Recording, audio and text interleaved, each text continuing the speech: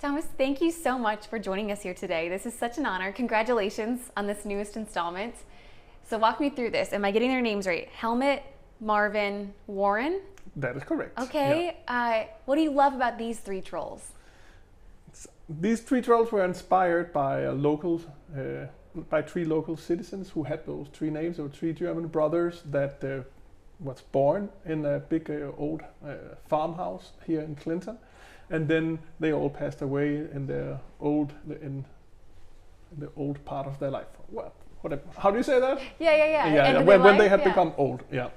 Sorry, I'm Danish, but but then I thought that was such a beautiful story, and I thought like. First, I was actually going to hide one of my trolls in that house, but we ended up couldn't using that house. So now we got to use another abandoned building here in Clinton, and then I still named the three trolls after those three gentlemen.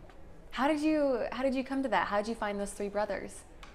Because one of the donors for the project, he owns the farm around that property, so he actually took care of the brothers in the end of their life. Oh. And then when he heard I was looking for potential abandoned house to put one of the sculptures inside, he suggested that house, and we went to see it, and I was just like, this is like looks a little bit like a horror movie, you know, like with an abandoned house like in the middle of a field, like out on a little country road. I was like, and then like for me it's like I think about the experience for people then finding my sculpture, you know. So I was like, wow, this would be so cool if you come driving down the country road and then you're like, is it in there? Can that be true? Should we go check it out? And then you come in and then boom, there's a giant sculpture inside the house.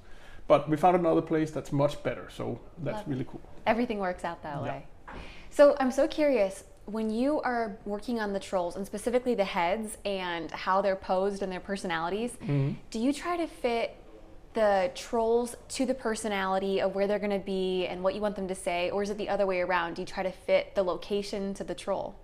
Well, as an artist, you kind of like get to be the person who can like birth a chicken and an egg at the same time. 3 chickens, 3 eggs come out all at the same time, and then it's like, and then I can just change it and adopt it all to whatever I want. So for this one, here in the Bickelhaupt Arboretum, is that how it's pronounced? Yeah, Bickelhaupt. Bickelhaupt, yeah. I just thought the tree was so beautiful, and it could be cool that it was laying on that hill. You could see it from the other side, and then the one at the post office, it was kind of like, this looks cool. Like, so it's we take photos of me that's reenacting like what the sculpture is gonna do. So we have a lot of photos of me laying like, should it be like this or like this or like this, and then it all comes a little bit at the same time. Interesting. Well, the story goes that Clinton has been asking you to come here and do this for a very long time. And it wasn't until you came and visited Clinton that you changed your mind. What got you to change your mind? Because this is uncharacteristically urban for your sculptures. I just saw a lot of potential here. I really like the people that I met here, and I like the nature that I saw here. And then I thought that the whole story about the lumber industry that was here fits really good into the, like, because we have a lot of responsibilities for using wood as a building material, but wood is also a really great building material compared to using like plastic or using glass and concrete like this. So I thought it ties really good into what I do, because I have, over the last 12 years, I've now built 185 sculptures in 26 countries, and they're all made primarily of recycled wood.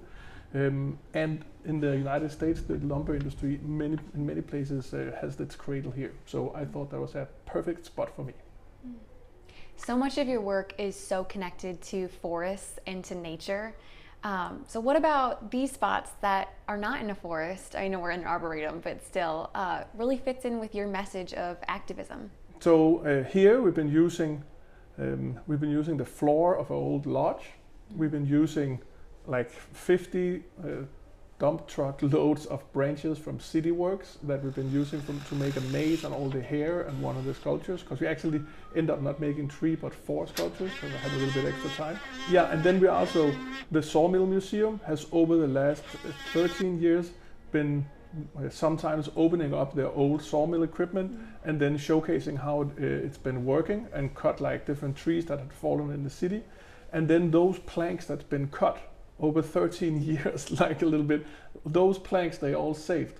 And Matt here from Clinton, he just told me that like so many of these old men that had run the sawmill, because they were the only people who knew how to use this old equipment, they never knew that those planks that they had been cutting like one at a time to show kids in kindergartens how it worked, that they would one day become these sculptures. So I think it's just so beautiful that we could collect all these things, and with an army of more than 100 volunteers, we then made it into this thing. And Anne here from the Biggelhout operation, she just told me that already now there's more than 500 people who come to see the sculpture over behind us here in one day. So that's just amazing. Yeah, that's just the tip of the iceberg. It probably will be, yeah. You have said before that garbage, which is how you describe the material that you work with sometimes, has the power to suffocate the planet, but it can also build new worlds. What kind of world are you trying to build?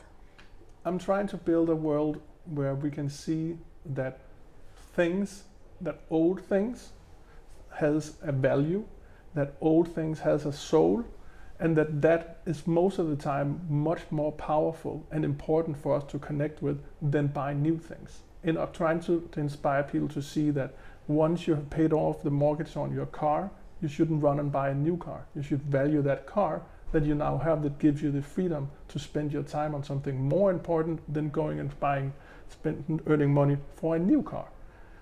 Because an old car is beautiful because you own it. So there's nothing shameful to having old things, nothing shameful to having jeans on that has holes on their knees. It just shows that you have used them. But there's other side of the world that tries to convince us into always buying new things and new things and new things. But it enslaves us for our objects, because it makes us have to work all the time to make all that money. And at the same time, those objects, every time we buy something new, we throw something old out. We can only have one pair of jeans on at a time, drink water from one water bottle to drive one car. So that's the type of world I try to inspire. Well, speaking of the world, you were talking earlier, you've built now almost 200 of these trolls all across the world. What has been the most memorable moment across this years-long journey for you? Oh, that's a many I bet there's moments. lots. And then I try to to say one thing that sounds cool or something. I think one thing that was really funny was when we were in Korea, mm-hmm. and it was so cold. I don't know what it is in Fahrenheit, but it's like throw a cup of water out the window and it snows cold, you know? Yeah. And we get me and 5 big dudes, we get installed in a house with only one piece of furniture. There's only one karaoke stand, the only piece of furniture that is in the whole house. And we're gonna stay there for 5 weeks. No internet, no TV, no music, no nothing, one karaoke stand. And it's just okay, this is not how we roll back in Denmark.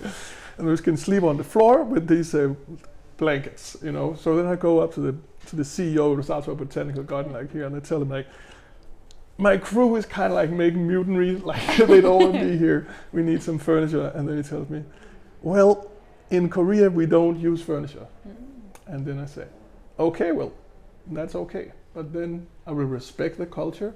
Just bring me one photo tomorrow from with you and your wife in your own apartment where I can see you have no furniture. Then we will respect it. And then it's yeah, okay, we have furniture. and then he said, but we don't have no furniture. And then it's well, what about this chair here in your office? Can we borrow that one? And they was okay, you can have that. And then we just took some chairs from the restaurant. I don't know. I love it. That was just funny. Well, that's part of the journey, is meeting different people and having these experiences. Yeah. I'm wrapping up. But when we zoom into just the US, it's been a couple years since you started this journey of trying to put at least one troll in every state. Has there been anything about that, and seeing all these different states and all the different materials that you use, that has surprised you about America or the US? In a good way and a bad way. Whatever way you want. Yeah. I think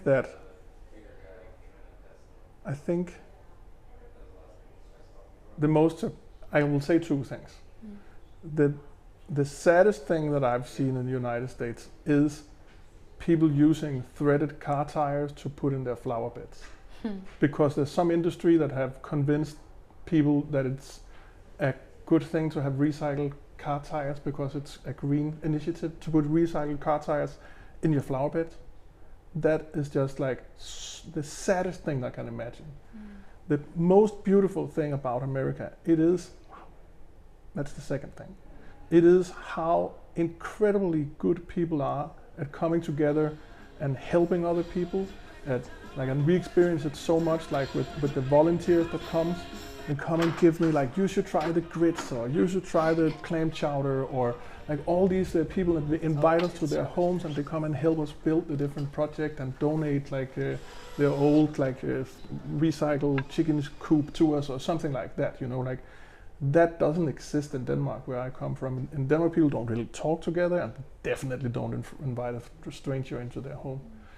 So that's my two number one takeaways from the United States from 10 years of troll building. So did they give you a pork tenderloin sandwich here in Iowa? That one I haven't had. Oh, okay. Let me put it on the list. Yeah. And I have to selfishly ask, you have not been to my home state yet. Do you have plans to go to South Dakota and build a troll South there? Dakota. We've been to North Dakota. I think we've been to North Dakota. Yeah. South Dakota, like we get so many commissions all the time, so I can't really keep up with it. So, I know. But I have a feeling that maybe there's definitely South Carolina, but if there's South Dakota also, I don't remember it. But I hope so. But I have a goal to put one in each state, because it's good to have good big visions for your future, and then I'm hoping to do one in each state within the next 5 years. I love it. Yeah. So my last question for you.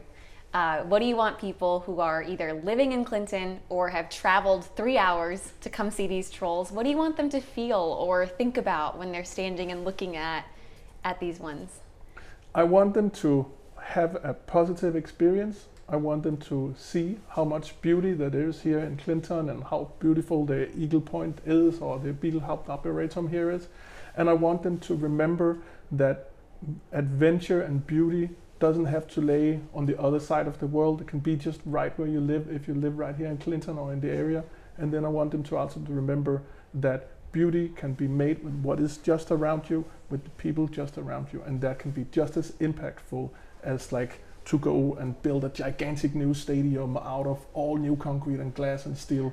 A pile of old boards farmed right here on the local dump can have that same power. Love it. Thomas, thank you so much for your time today. Thank It's you. so lovely to meet you. Yeah, likewise.